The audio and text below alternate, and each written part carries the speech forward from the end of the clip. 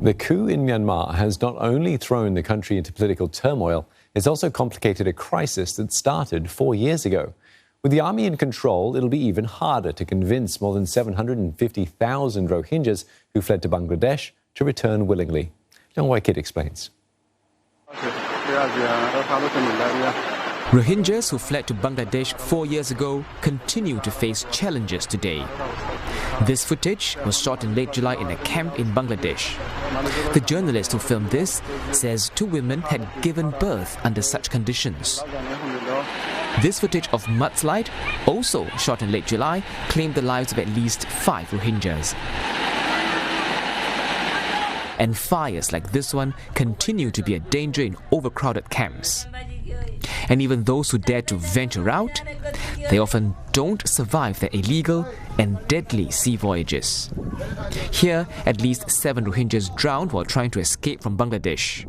Despite the danger, it appears that no Rohingyas are planning to return to Myanmar. I think the coup has really complicated the repatriation process in the sense of, how can we ensure safe and voluntary return? And that is the main prerequisite for Rohingya repatriation. It has to be safe, it has to be voluntary. The Myanmar army has been accused of genocide against the Rohingya minority. Even before the coup, the Rohingyas do not trust the civilian government. Under State Councillor Aung San Suu Kyi's civilian rule, the government had built new houses to attract the Rohingyas to return. It even roped in ASEAN to help fine-tune the repatriation process. According to Myanmar, some 800 Rohingyas have returned so far, but not via the official repatriation channel. Shortly after the coup, the Myanmar military removed the Arakan army from the list of terrorist groups. Since then, the Arakan army has gained a stronger foothold in Rakhine State. The AA is fighting for greater autonomy in Rakhine. It was placed on a terror list last year under Ms. Suu Kyi's government. I believe that the leadership of the Arakan army may consider Rohingya repatriation as part of Rakhine State's future.